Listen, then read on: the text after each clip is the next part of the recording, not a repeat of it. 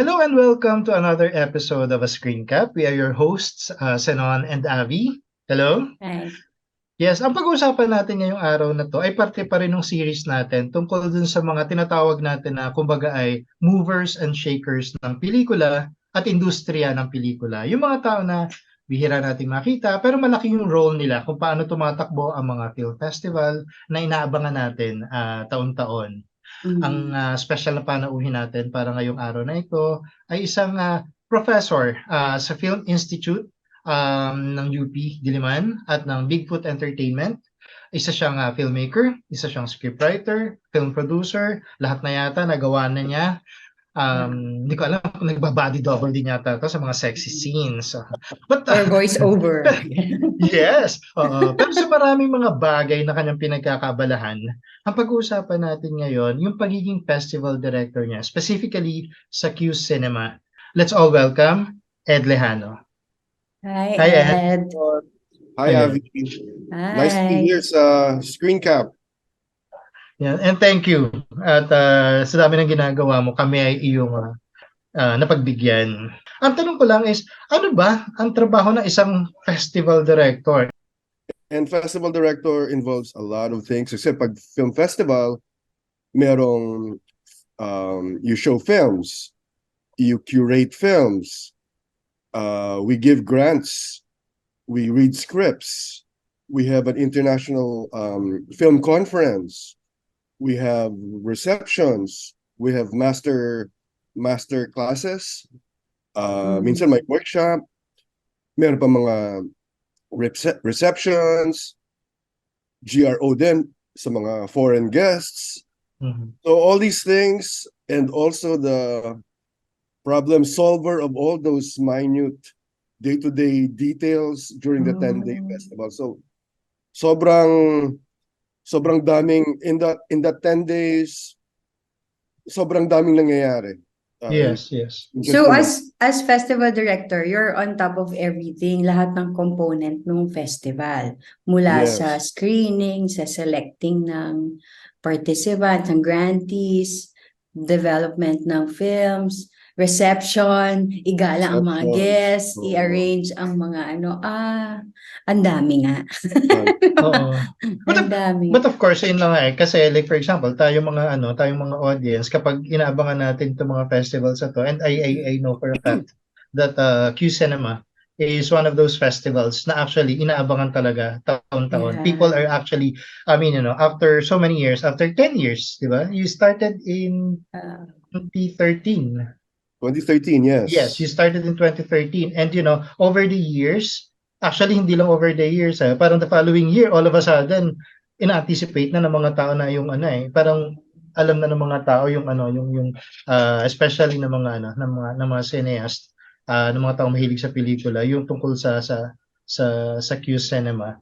Parang ganyan. Tapos dito natin makikita yung sinasabi nga niya na ganyan, na parang akala ng mga tao, manonood lang tayo ng pelikula, bibili tayo ng ticket, or mga hagal tayo ng mga kaibigan, hoy, pahingi naman ng passes. Hindi Yung mo mga- alam, more often than natin, di natin alam kung paano siya Pero hindi natin papatakbo. alam. Yes. Yung behind the scenes, kung alam nyo lang yung mga problems with the DCP, with the subtitles, with the ticketing procedures, yung mga seating, yung mga diva dyan sa this is my reserved seat. We get a lot of those, but end of the day, parang sige, tuloy lang. Yeah. Pero Ed, simula nung umpisa, di ba, ikaw na yung in charge? So, Yes. ang question ko, alam mo naman yan na ganyan siya ka-expansive yung trabaho. Interesado ako malaman why you said yes. Because most likely, there's a reason behind it na medyo para sa pelikulang Pilipino, di ba? I'm assuming that, knowing him. So, bakit ka na pa nung in-approach ka to direct the festival? Oh, it really, I don't know what was going on. Yung na-attend ako ng, excuse me, I attended a workshop years ago ng QC, film workshop, and then suddenly si Mayor, Herbert Bautista, sinabi ka na ako na, would you like to be the festival director? What?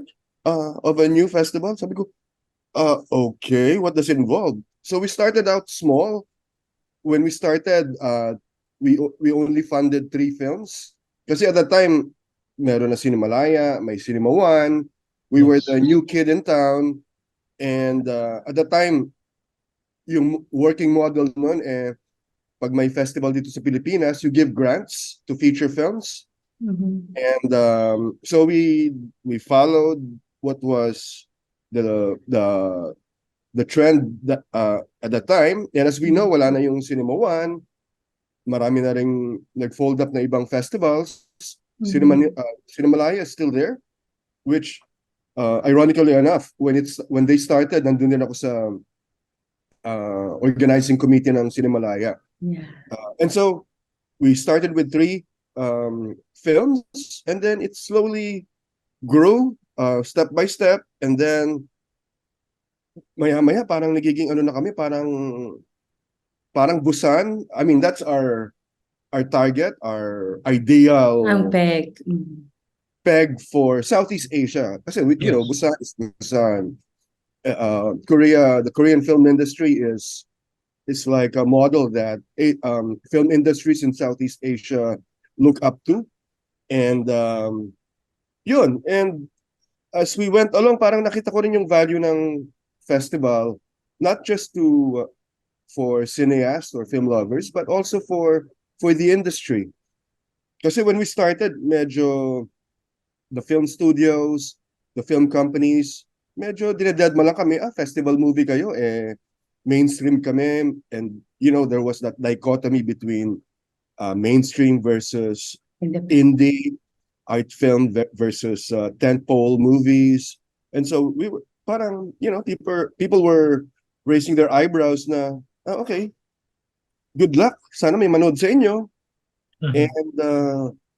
And boy, all these years, parang we developed a following, and the big pressure is they keep expecting, they have bigger expectations every year. Every time we have like we have a good edition, nako, next year, what are we going to do to surpass this? Ganon. And funnily enough, during the pandemic, which affected everyone, we never stopped. In 2020,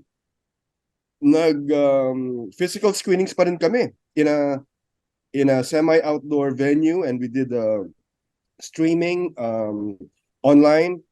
And then 2021, we started screening again in cinemas, but in Gateway lang, in one venue. That's where we showed Drive My Car and all those wonderful films. And then last year we were full-blown. Hindi naman AIDS, full-blown as in back to regular programming. Here we are, and revenge watching for all the followers and the new followers of QCinema. Yes. Ako isang question ko, I'm really curious, parang kasi a lot of these films na mga, like for example, Drive My Car, Loving Vincent, ang dami yung mga pelikula na, ayun na nga, parang ito sinasabi ko, this is one thing out of the many things that I love about, these local festivals, specifically dito sa QCinema, ay yung pag nai-invite, nadadala dito for screening, yung mga pelikula na hindi natin nga normally napapanood sa mga regular na sinihan. So in a sense, very limited yung ating access. And because of these movies, because of these festivals, nakikita natin. But ang question ko is, paano nyo nakahanap itong mga pelikula na to? Syempre, minomonitor ko yung mga good finds, in the major festivals. It involves a lot of research, emailing this distributors, and especially kung nanalo ng award, parang I make notes of it. I track down where it is, how to find it. Yun, so it involves hundreds of emails, negotiations, yung pricing. Dati, we were competing with Cinema One because they were also doing international programming. Pero since they're not in the picture anymore. Parang kami na lang yung real festival that programs all this yung mga from the art house circuit or the festival circuit. So kasi Cinemalaya is they do the local independent films and some Asian films, pero kami yung talagang may curation of must-see films that made a lot of buzz in Cannes, Berlin, Venice, Locarno, Toronto, Busan, yun. So I always monitor all those titles, and it's a good thing all these years meron na kaming mga relationships with these distributors. Yeah. And the interesting trend, if I may just mention, itong last year, yung mga palabas naming mga foreign titles, pinipick up na rin ng local distributors, no? Like TBA, because of Yes. yung nagkaroon ng buzz sa mga titles na program namin, they've started programming these films for their micro cinema. They have a new venue, by the way. Also, FDCP has yung mga venues nila Cinematheque. They started showing our QCinema titles in their Cinematheque. Kaya parang maybe the good thing about the pandemic is the rise of streaming and the decline of regular TV or free TV. So parang feeling ko lang yung taste ng mga tao sa films have gone Umangat. several notches. Mhm. Yung parang why watch another love team movie?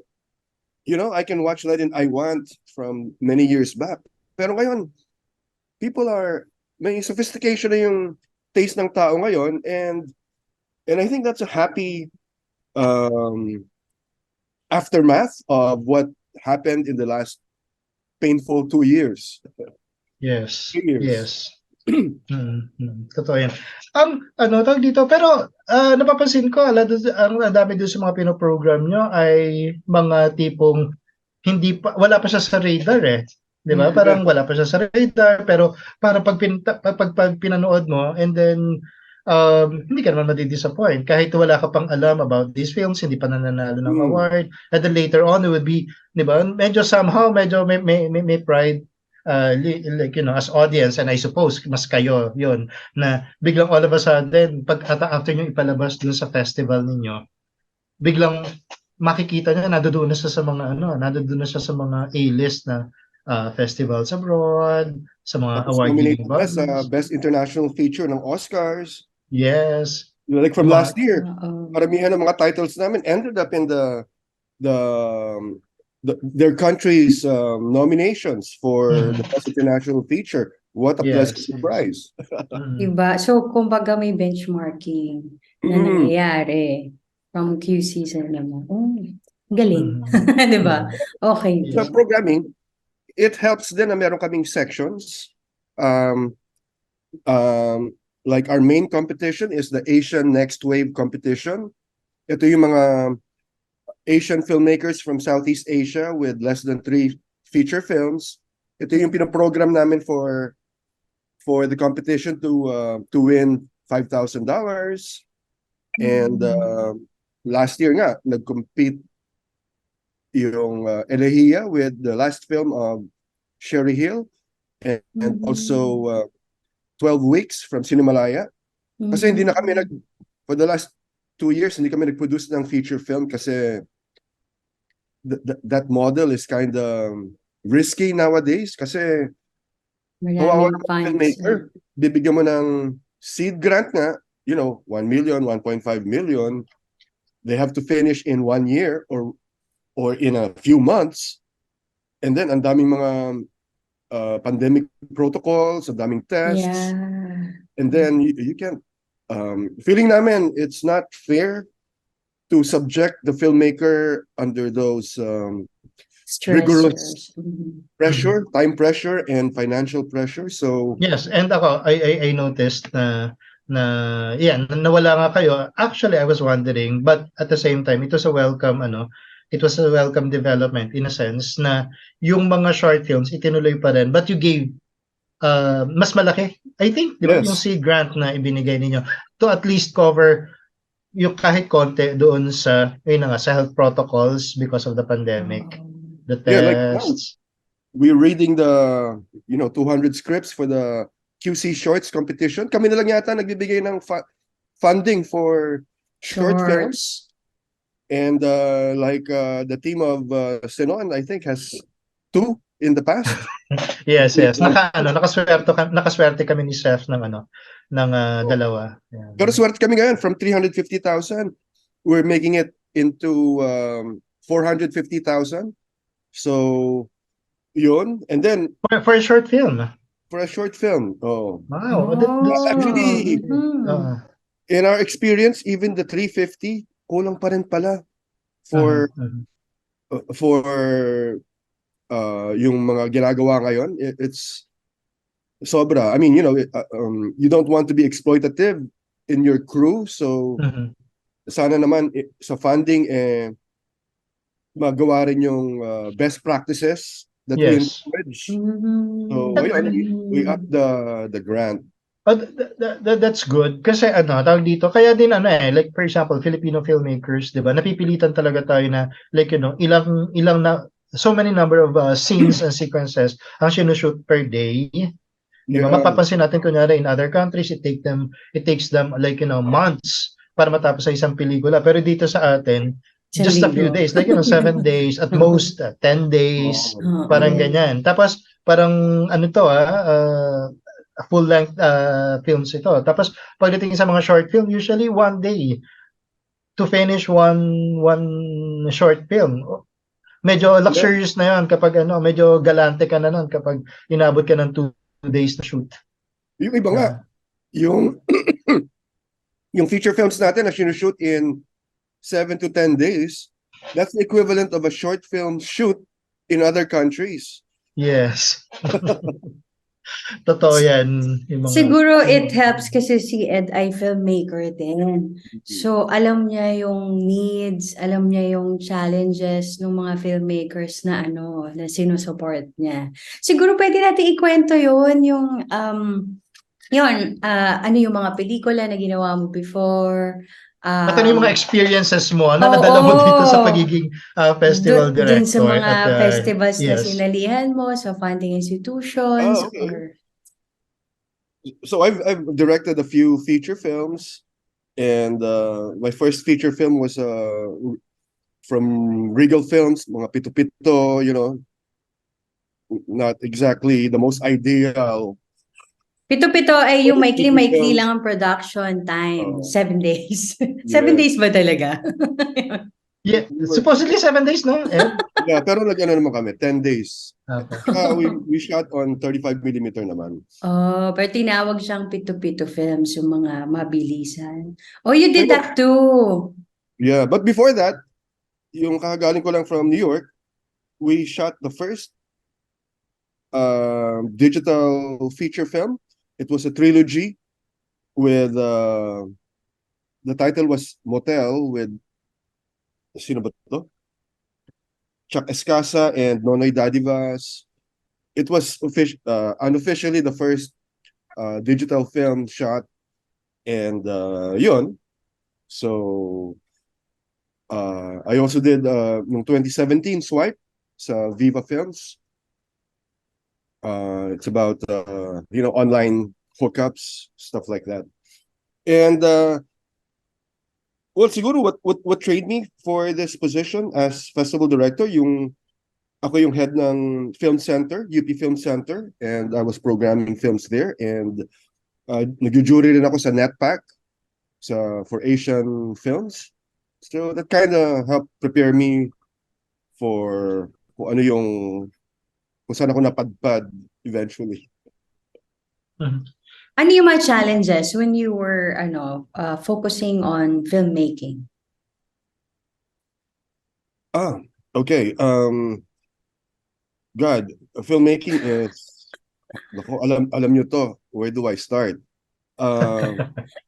Top It's challenges. kala natin it's a cool profession. It's the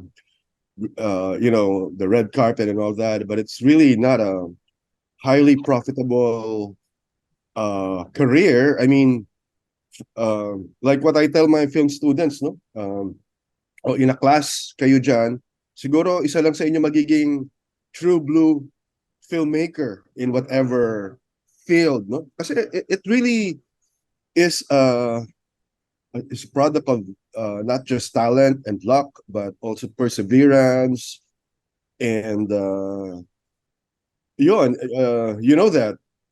Kaya nga buti ngayon ang filmmaking has branched out into a big field that doesn't just involve the movie that you watch on the big screen, but it's also streaming or content as we know it, for gaming, for social media, for TikTok and all that. So siguro for anyone who's contemplating on a filmmaking career, be aware that it's not just the big screen that na target mong gawin, but it's content for different platforms and different types of audiovisual experiences. Yeah. When you transition to directing the festival, ano naman yung mga sample ng mga early challenges?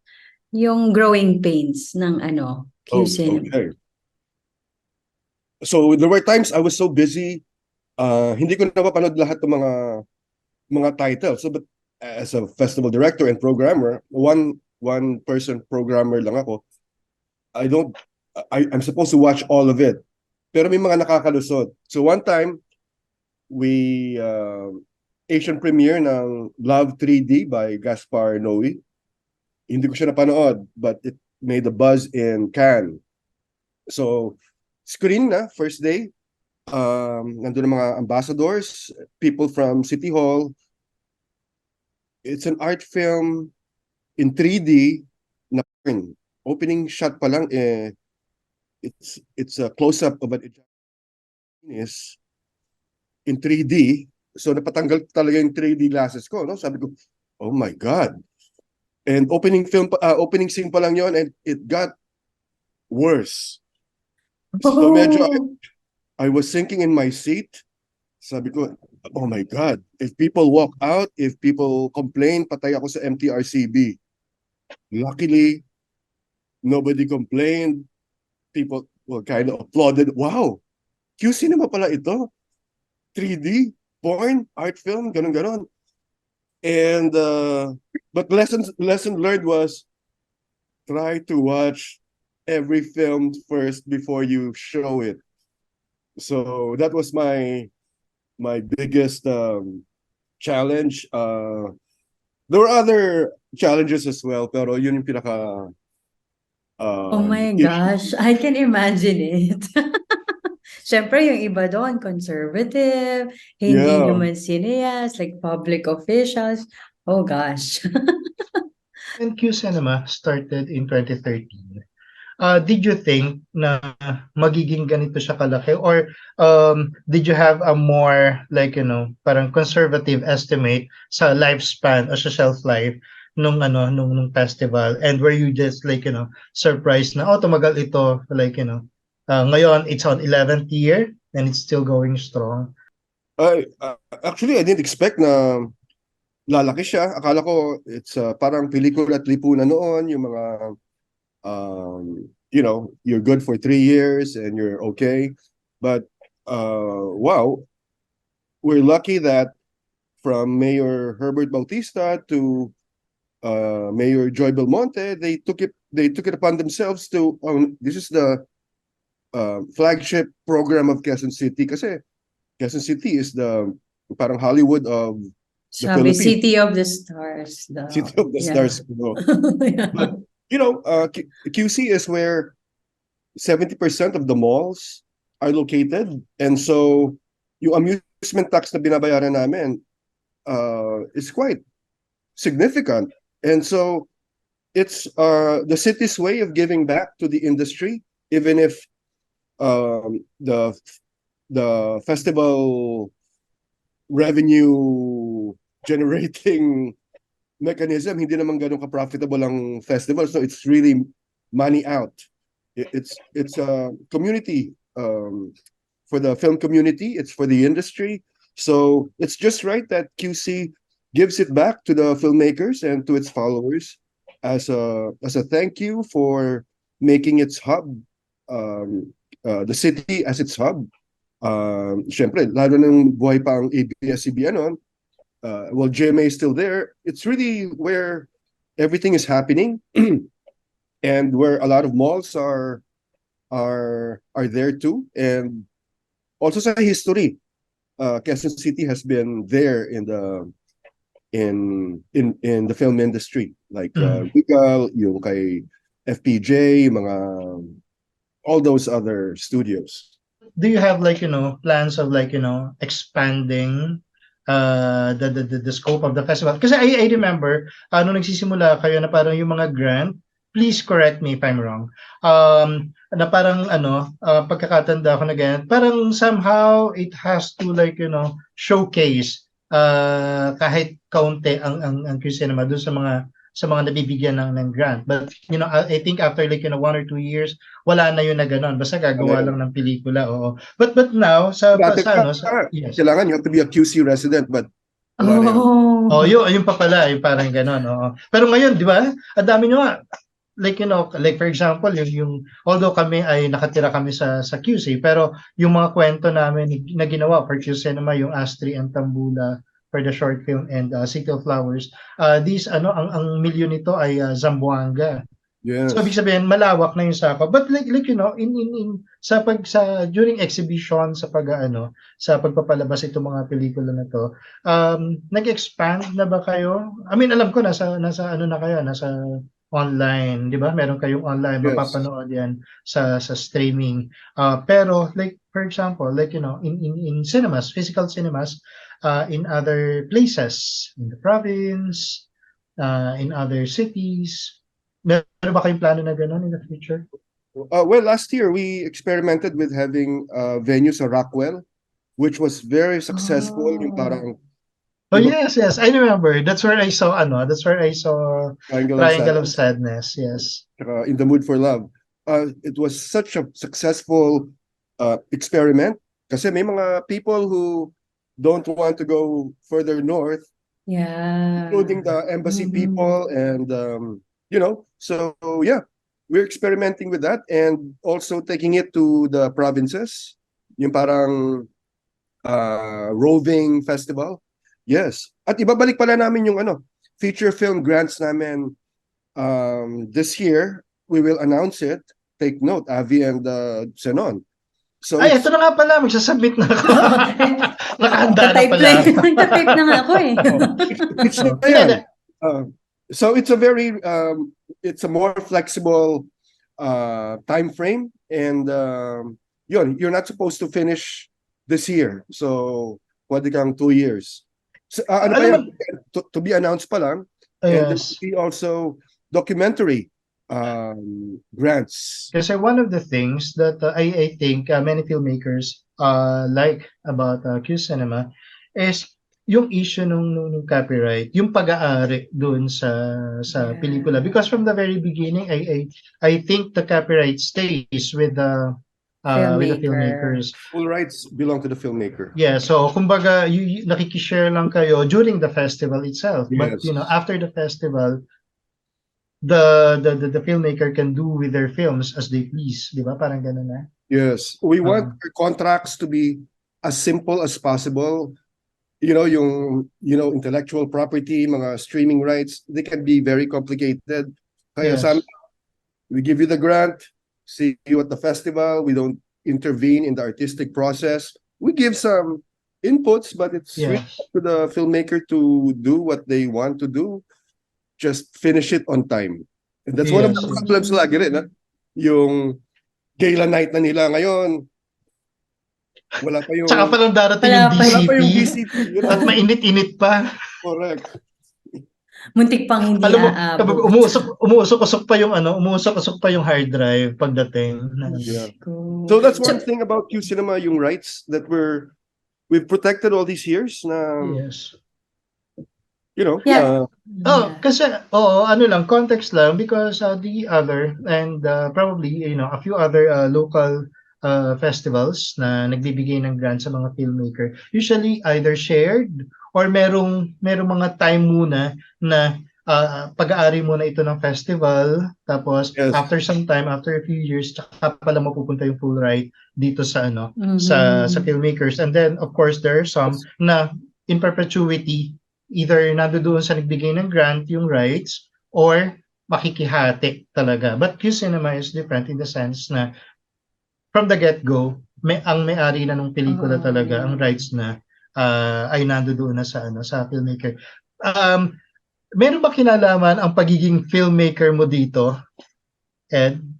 At yeah, naisip because mo na ganun?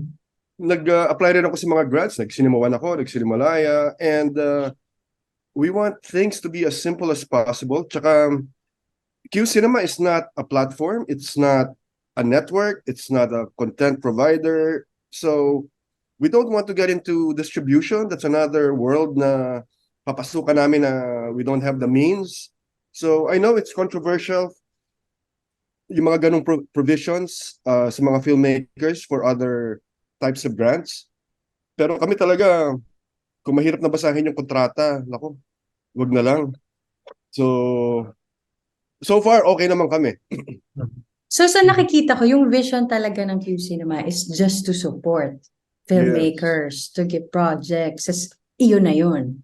Mm. Oo. Yun ang maganda Oh, siguro doon, yung walang control, walang, 'di ba, yung these are the kinds of films lang that we want, ito lang, yung ganun. So, medyo democratic yung yung paglabas ng mga topics ng pelikula at method ng tsaka meron din kaming, like I was mentioning, sections. Meron kaming Rainbow QC, which is Yun pala yung ano ko, na parang every year, parang especially nung the first 2 years ninyo, meron kayong mga ini-introduce like, rainbow rainbow para sa LGBTQ, tapos meron kayong international, meron kayong shortcut, etc., etc. meron kaming New How do you come up Horizons. with all these ideas? And then kapag naiisip nyo ba itong mga idea na to, isalpak na natin kaagad? Or pinipacing nyo ba ito na parang, wag muna this year, next year natin yung sisimulan? How do you go about like your strategizing itong mga plano na ito? Yung mga sections kasi it helps us to program or helps me to program kasi yung LGBT section, hindi naman namin nilalagay lang sa isang niche. Yeah. Pero we have New Horizons. These are debut films by global new directors. Meron kaming midnight hour section, mga fantasy horror.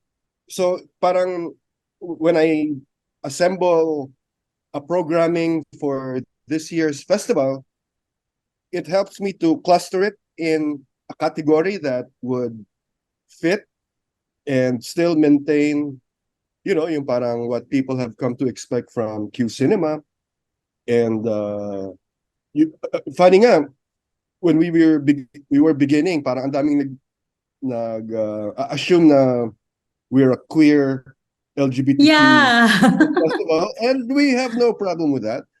But it's just one part of the rainbow or of the full spectrum of our programming.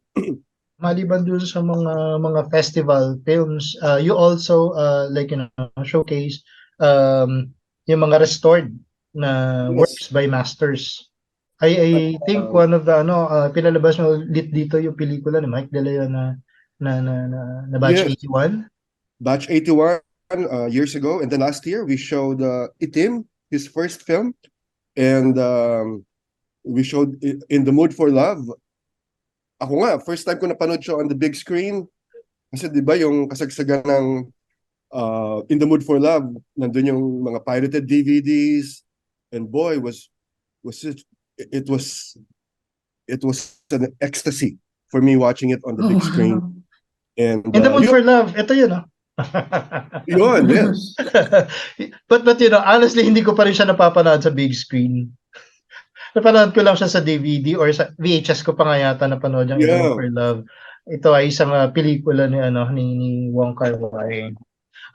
Can you mention like you know some of the titles na nabigyan niya ng grant, short film and then feature length that you know made waves in other places outside of QCinema? Yeah. Women of the Weeping River by Sharon Dayok and yung kay Candela Cruz. Yung kay Candela Cruz, ito yung sa Balangiga Massacre, no? Yes, yes. So we were fortunate to have two best pictures in a row. And yung Weeping River ni Sharon Dayok was exhibited in France commercially. And Patay na si Jesus ni Victor Victor Villanueva. Villanueva. Sleepless with Prime Cruz. You know, a lot of these new directors who have moved on to bigger films. Yun, nag-start din sila sa QCinema. Sino pa ba? Apocalypse Child ni Mario Cornejo. So marami na rin pumasok sa Netflix from QCinema. Mikhail Red. He did Neo Manila. And yung mga shorts, hindi ko na nga ma-monitor yung mga short film directors who've moved on to their feature films. So, you know, in our short history naman, medyo okay naman yung record. Ang dami na pala, no? Sometimes we also give grants for books. Talaga? Ay. Yes. Yung kay Richard Bulisay, we gave him funding for that book from Yung 3 years collection ago. of essays. Yes. I was gonna ask, like, how about the publications? Meron din pala, incorporated pala iyon sa programa ng festival. Kung may book proposal kayo, let us know. That's Pero nice. ang isang question ko, of course, I don't know how to say it in such a way that it will not sound elitist or offensive. Hopefully hindi siya mag-sound as offensive. Pero like for example, nakikita natin kasi dito, of course we alam natin, nakikita natin yung value ng pagkakaroon ng mga ganitong festivals because ito yung mga very rare na opportunities natin talaga kasi QCinema, Cinemalaya, and before Cinema One Original. To start, di ba? To start. Yes, oo. Para mapanood natin yung mga and in a sense na break natin yung ice kasi ngayon may mga local distributors na pinipick up na rin nila itong mga pelikula na to for wider distribution locally dito sa Pilipinas. Parang ganoon. Pero hindi ba natin dito na parang meron ba kayong attempt to like, make it more like, in a sense like, commercial? Or is it going to like, parang festival yan? Tapos sa kabilang side, nandito yung mga commercial releases, mga ganon. Paano ba yon? Or are you hoping that, in the future, kasama ba yan dun sa mga pangarap ng cinema o ikaw mismo as festival director that, kapag nagkaroon tayo ng mga ganitong festivals, ipapalabas yan sa 150 cinemas all over the country at alam mo yan, ipapalabas yan, hindi lang siya yung mag-round robin yung mga titles every day, di ba? Parang isang title sa umaga, ibang title sa tanghali, ibang title sa gabi. Pero kunyari, kumbaga, isang pelikula, kunyari, like for example, Loving Vincent, biglang all of a sudden, ipapalabas siya week long dito sa ganitong mga cinemas and it will still be under the banner of QCinema. Lagi kami may attempt na to balance our programming. Hindi naman kami puro obscure, alienating, slow burn art films. You know, for every Love Diaz film we include in the program, we also include genre films. Like yung ngayon kasi parang nag-evolve na rin yung mga art house titles na meron siyang genre parang kakapitan kang genre na it could be a horror pero elevated horror. It could be a festival movie pero it's an action film like Parasite. So parang we strike a balance na may konting fantasy. We have those obscure, slow burn films, yes, that are important, but we also have those yung mga pwedeng mag-crossover, like yun nga, yung Triangle of Sadness. We also show the Untrue ni Sigrid Bernardo. Mahirap din yung very predictable yung program mo. It has to be kind of makaka-relate din yung ibang tao na hindi naman masyadong mataas. So for every film na mataas, meron din kaming isang accessible. That's what's unique, I think, ano? Parang, kumbaga, hindi nyo kinakakon sa isang branding yung festival na ganitong klase lang, yung mga pelikula na pinapalabas namin. Yeah, that's a nice, that's a nice, again, variation to it. Kasi yung ibang festivals, like for example yung Rotterdam sa they're known for edgy champion obscure films, ganon. But they've evolved recently. So kami naman, ang QCinema, we make it a point to show what are the important films of the year, and they could be a diverse package. So nandun yung mga prestige films, nandun yung mga midnight fantasy genre films, nandun yung mga local films that should be showcased na so yun, may pagka-diverse. Yeah. Sa napapansin mo, Ed, yung in those 10 years, I'm sure nag-iiba yung viewership at lumalaki yung viewership na meron bang mas mga bata na audience na pumupunta? Ano yung naging development in terms of At audience? idadagdag ko doon sa tanong ni Avie, ito din yung question ko isa na.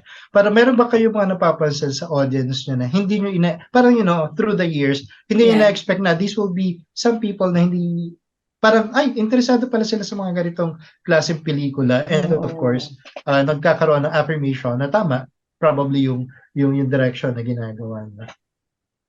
Yeah, parang ngayon, it's a pleasant surprise na puro millennials ang nanonood, and it's like a barkada kind of thing, and they're all very social media aware, mga netizens, and sometimes on Twitter it takes a life of its own. They tweet about the film that helps to create more buzz for the movie, kaya nagkakaroon ng ripple effect. It gets reviewed, it gets written about, it gets shared in social media. And then before, when we started, medyo yung mainstream showbiz reporters, parang they weren't that supported. Kasi parang mas focus nila yung MMFF, ganon. So parang, but slowly, and now they're all here. They're all asking for festival passes. Oh, joke. But we're happy to give them. Pero yeah. Totoo naman yan. Tsaka dati mag-invite ng mga local celebrities for the premiere. Ngayon, happy place naman na hindi lang isa ang hinihingi, plus 10. Talagang may entourage pa. Oh.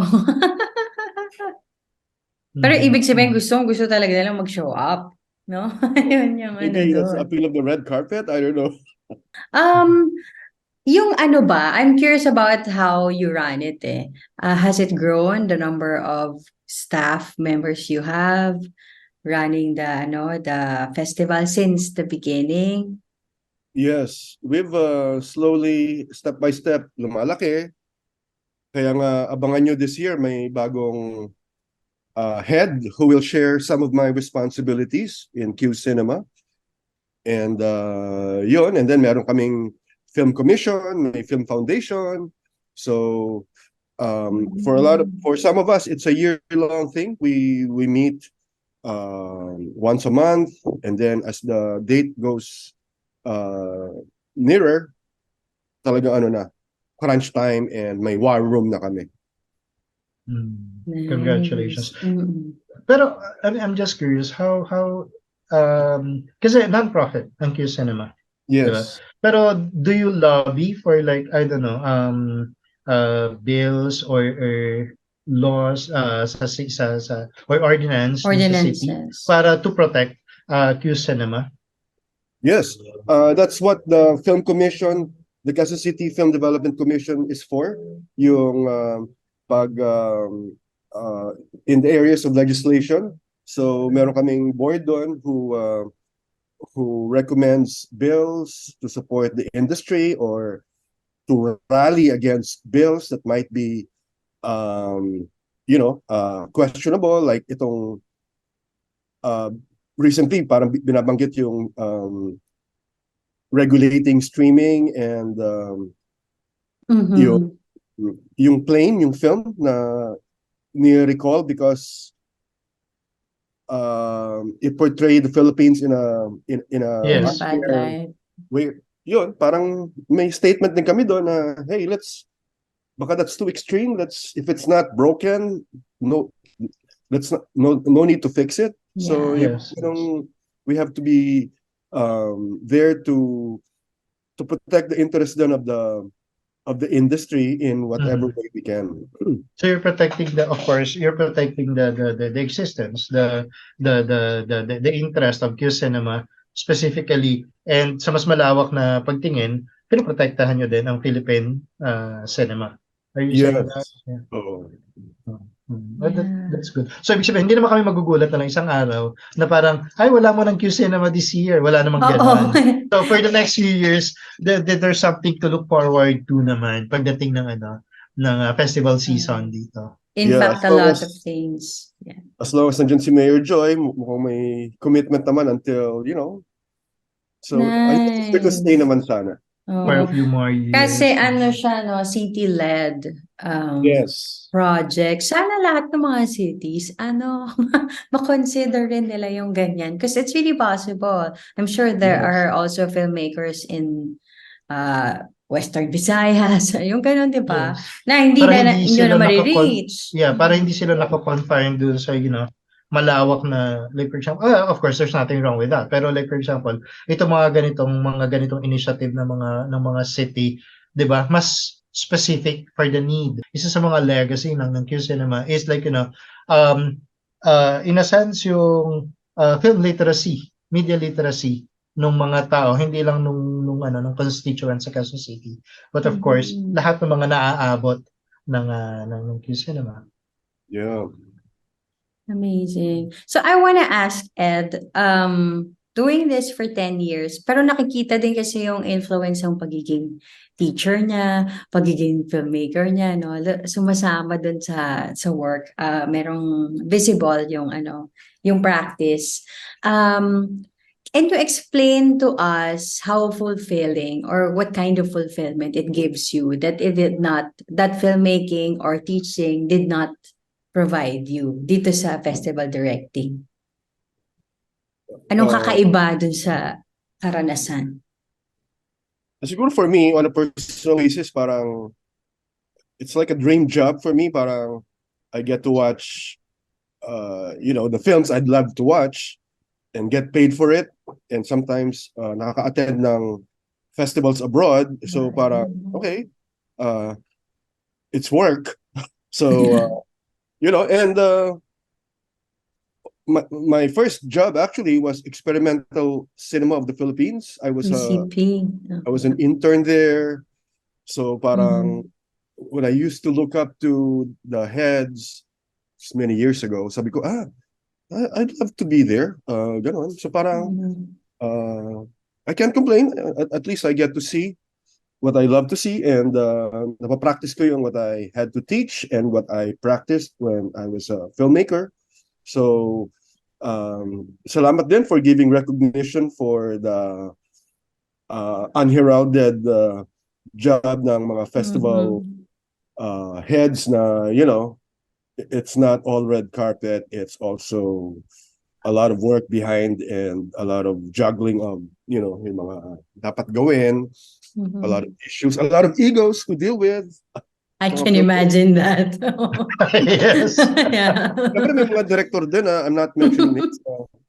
I'd rather give my film to Busan. Yung mga ganun. Okay, sige, next time. We get that. So it's understandable. Mhm. Mm. Good luck to your career. Joke. Yeah. Amazing, no? Pero it Yeah, also, I think, encourages young aspiring cineasts Yeah. to diversify also the Mm. practice, 'di ba? Na hindi magagawa ka lang ng pelikula. Siyempre, pakialaman mo rin paano naman yung iba makakagawa ng pelikula, paano magkakaroon ng opportunities. Because QCinema really carved opportunities for new filmmakers. 'Di ba marami Yeah. rin tayong guests na nagdaan diyan. Mm. Tapos meron pa kayong you're also thinking about programming. Anong dapat makita ng Pilipinas, 'di ba? Tapos you also talked about distribution na nagko-converge din na ma-distribute na siya. So para sa pagkakadinig ko, holistic yung 'di ba? Parang covered lahat ng aspects ng pelikula doon dahil dito sa direction ng isang festival. I think Mhm. it's nice for the young aspirants na ano ba tawag, cultural workers, 'di ba? Yes. Na to think about it that way, na hindi lang siya portion, 'di Yeah. ba? Amazing, you pointed that out. Tsaka nakikita ko rin sa mga short filmmakers, the way they tell stories, bago na rin. Marami nang ginabaling mga tropes, genres, and that's what we're looking for na iangat natin yung level of screenwriting from what was before to something new. Like, halimbawa, yung movie na Tar, it's something kakaiba. Yung After Sun, medyo kakaiba. So, it filters down to our young filmmakers and hopefully makita rin natin sa Philippine cinema on the big screen. Yes, yes, yes. Oo. Pero ako, ang isang what I really appreciate it is like, kapag nandito ka nga sa festival na 'to, everything is going very, very smoothly, na ganyan. Pero I think that's the work talaga of like, the very effective people working behind the curtains, working behind the Mhm. camera to make everything smooth, look smooth and parang ang dali-dali lang ng mga nangyayari. 'Di ba, na parang walang glitches, walang ganito, parang hindi nakakarating sa audience na yun nga, sinabi nga ni Ed kanina, na yung mga DCP, yung mga hard drive ng mga pelikula, darating at the very last minute, mainit-init pa, umuusok-usok pa, yung parang ganyan, tsaka pa lang darating dun sa cinemas for the screening. O kaya may mga nagkakapiko na behind the scene, may mga egos na kailangang i-manage, may mga hotel na double book, yung mga ganyan, may traffic, because of the traffic, yung invited na special guest ay hindi makakarating on time dun sa red carpet or dun sa screening ng pelikula nila mismo. Yung mga ganyan, of course, I'm sure may mga problema rin yan sa budget, but because maayos nga yung trabaho behind the curtains or behind the camera na ganyan, hindi natin to alam. That's why, and I think it's also the fault of these people, like, the festival directors. That's why we don't get to appreciate them. Kasi, Because they're parang, always behind the scene. because hindi na nga sila nakikita, 'di ba? Tapos hindi mo pa nakita yung mga naging problema. Kaya akala mo ang dali lang siguro nito mga They don't ginagawa na. complain. Wala rin siya shinare today na stress. 'Di ba? Oo. Para lahat Naman, si lahat si Ed naman yan, na happy people naman yan, na lagi lang yan naka-smile all the time. Kaya nga hindi natin alam. But beneath that facade, May darkness yan na itinatago. Charot, ayun. is a So, Lindsay Lohan in the making. Lindsay Lohan talaga. so mean girls, ha? Luma, no? Ayun. Tawag dito. So, in the next 10 years of QCinema, so naka 10 years na kayo from 2013 to 2022 last year. So, starting this year, on your 11th year, so for the next 10 years, ano ang plano mo bilang festival director sa QCinema? Ano ang aasahan natin sa QCinema? Ano pa ang mga bagong section na makikita natin dito? Ano yung mga bagong pelikula, mga bagong filmmakers na i-anticipate natin, or like, modalities ng anong pagpapalabas, streaming, traditional na panonood sa sinehan, at ano pa? Siguro, ang next step namin is to give grants for Asian short filmmakers. We will announce it sometime this year. And then So next, hindi na lang dito sa Pilipinas yung hindi na lang Filipinos. From i-open na, QC residents to Philippine residents, ngayon Asian na. Okay, palawak ng palawak.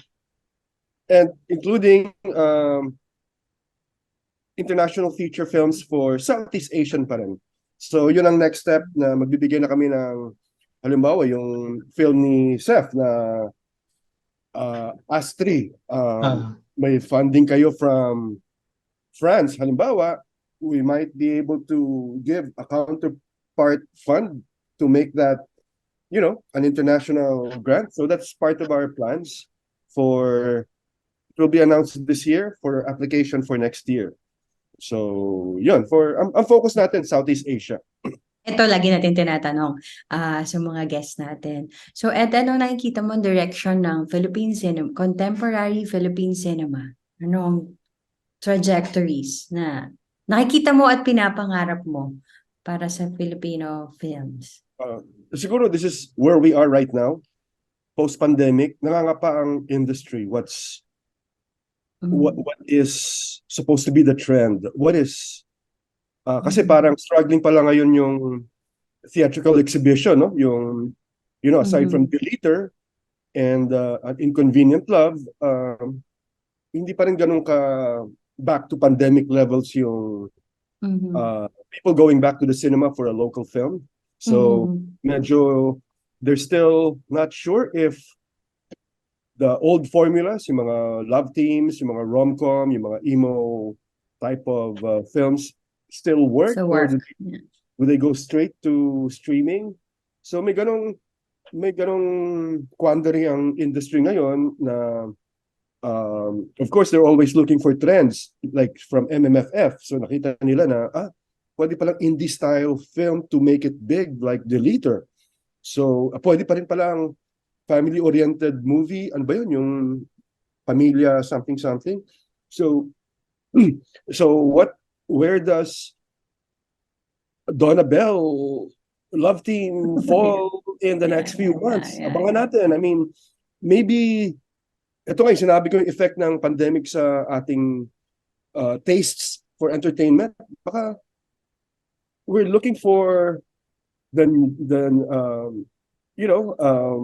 better ways of storytelling because it's a very competitive marketplace out there in the platforms, in the streaming. Kaya dapat kung ang binigay mo kung nakita na namin dati, ay nako, baka it will get lost in as content. Pero if you have something new, siguro, yun nga, looking forward, sana mabuhay ulit ang theatrical. I think it's getting there. And sabay na doon siguro yung pag-angat ng ating technical and production value and the scripting and the production of our local films can be hindi naman up to par with Korean film industry na alam naman natin na you know that took decades in the next making. level. Not yet, at least. Pag umakat lang tayo to be competitive, and we're in a good place. We will be in a good place. Sabi mo wala tayong hindi tayo masyadong nakakapantay sa ganyan. Like, production value, of course, it's always a question of like, budget and government support. Tama ba? Okay. Yeah, kasi, excuse me, you don't expect naman an indie film from our festival. Yung mga granted na nabigyan ng grant ng mga festival, they're just low budget films. You don't expect them to get to Cannes easily. Dapat meron kang minimum, like Eric Mati level of production that makes it up to par with other international co-productions. So, kung yung mga indie films natin ma-raise yung standards and having more shooting days and binabayaran ng tama ang crew, scriptwriters,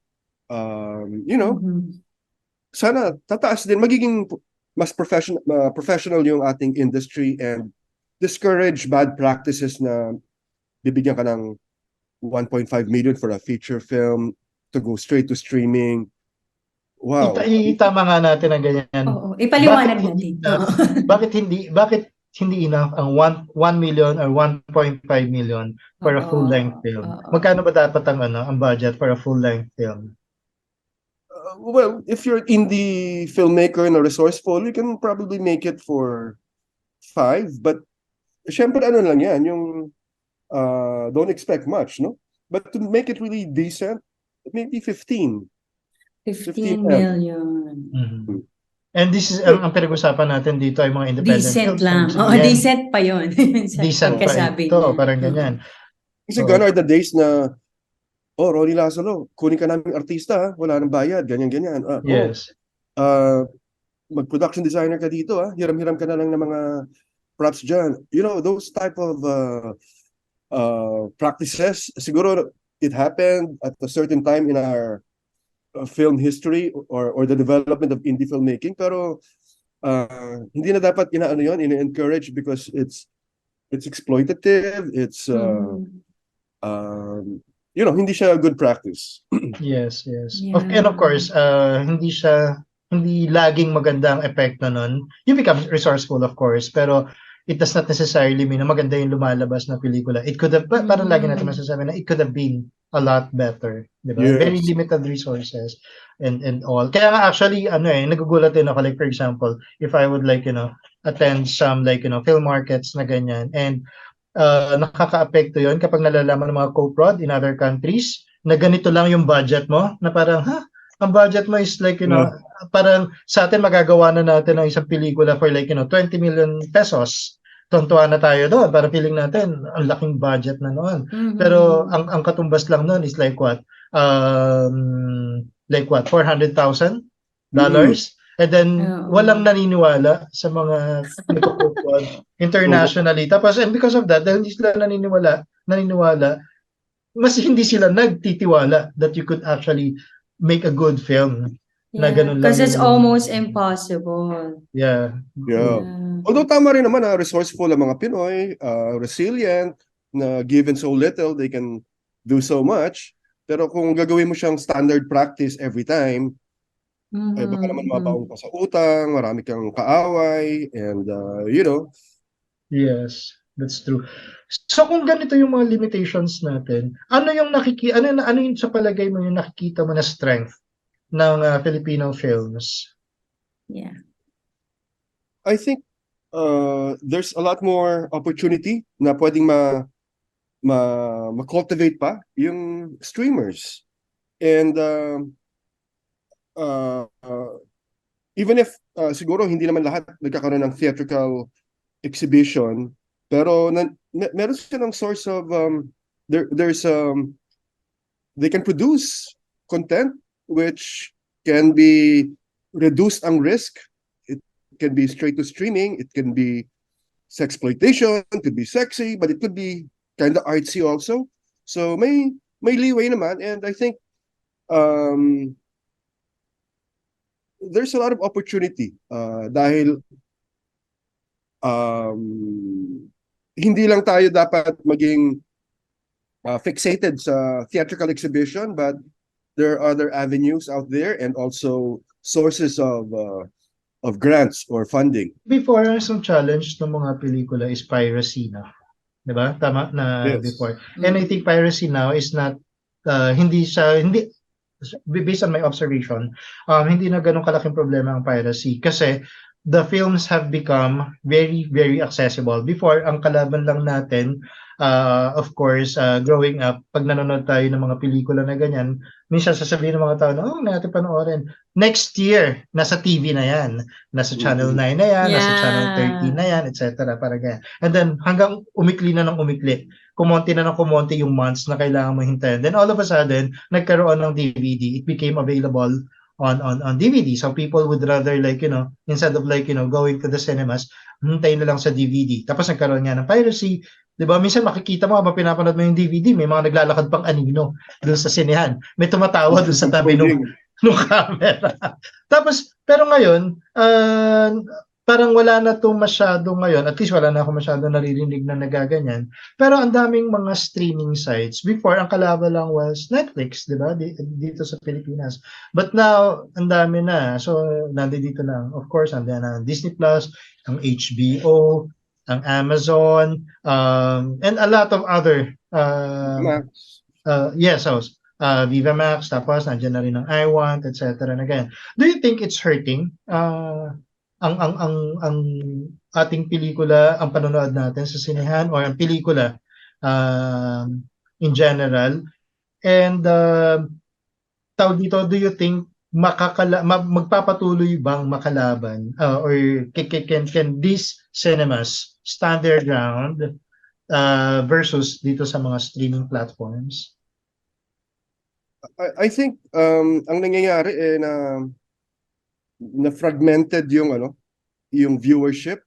You're not just a loyal Netflix subscriber. Di ba, nag-subscribe ka sa iba, stop the subscription for one and then you check out movie halimbawa, or you check out Criterion halimbawa, or View. So parang there's beauty in the choices that we are offered, but there's also confusion because nawawala na rin yung yung if it's just between ABS-CBN and GMA ngayon, you're not beholden to one channel, but the content can be anything, but it just so happened as analog TV siya, but it can be in a platform, it can be in YouTube. So napaka-fractured na yung ating consciousness at nasanay na rin tayo. Yeah. So maybe pag ma-market natin ang ating kung ano man ginagawa natin, nilikha nating mga kwento, let's be aware na it can be in many different platforms or forms, including TikTok or whatever. Ngayon kasi as viewer, parang pinoprogram mo yung sarili mong di ba? Yung papanoorin mo, you curate your own set of films to watch. Your Parang playlist. reading, papili ka ng babasahin mo. Ito, pwede ka nang mamili ng papanoorin. Sa dami ng choices, you are not at the mercy talaga kasi of certain programming, di ba? Programmings ng mga festival director. So next session ko is talagang so it's a challenge for you, ikaw Ed, as a festival director, to keep this itong QCinema festival na to keep it afloat, to keep it relevant, diba? And interesting, that ma-heard mo pa rin talaga yung mga tao to cinemas. Like I remember nung for last year, when I heard about Triangle of Sadness, I drove all the way from yung mga errands ko sa Manila. Kailangan kong gawin on the same day para isang beses na lang ako magda-drive papunta ng Manila, tapos to ang ending ko nung araw na yon ay manood ng Triangle of Sadness nung gabi na yon. Parang in a sense, alam ko naman na it would be available sa mga streaming sites, but somehow parang feeling ko kailangan ko siyang mapanood sa sinehan with other people, to see friends, to see fellow film lovers, ng mga ganyan, despite of course yung lagi natin inirereklamo na hassle, traffic, pagkain, maliligo, magbibihis and all, but it was an experience. And I'm glad you pointed it out kasi parang yun siguro yung enduring appeal ng festivals. You create an event that makes it special, that it might be shown in a streaming site sometime, pero on this very night it will be shown with like-minded people, and you feel the anong tawag doon, yung dati communal experience of watching a film na nawala sa atin nung lockdown. So that's what the enduring appeal of festivals are. It makes an event, and kaya dapat yung programming mo could appeal to different types of people, na hindi rin ako nag-impose ng aking taste ko lang dun sa dun sa festival. What do you think will be your lasting legacy sa Philippine cinema? Usapang legacy. Oo, sabi ko, parang Hall of Fame na ba to? Ang lakas I mga know, I just, ang lakas mga tanda ng usapan, legacy na kaagad. oo, nag-early retirement ako, no? But it's just not true. Hindi, I mean, legacy, hindi ko naman iniisip yan. Parang, uh, we just try to do the best we can at every opportunity. And if that meets the goals of the festival or of the industry, sana tuloy-tuloy pa rin yung suporta, not only by our followers, but the general public, but also by the QC government. So yun ang challenge namin siguro, na to keep upping the ante, na what we're given, we give back twice as much. So so yun lang siguro, baby steps. That's At nice. baka naman, last words, baka pwede namin kayong kunin as gumawa kayo ng special podcast edition for QCinema. Ayoko Oh, naman. Oo naman, oo naman. Oo. Sure. Full, Let's do it. Group of filmmakers together and maybe Yeah. you. Mm-mm. Meron kaming Facebook Live component, so Yeah. Yeah. Sige. Please, let us know.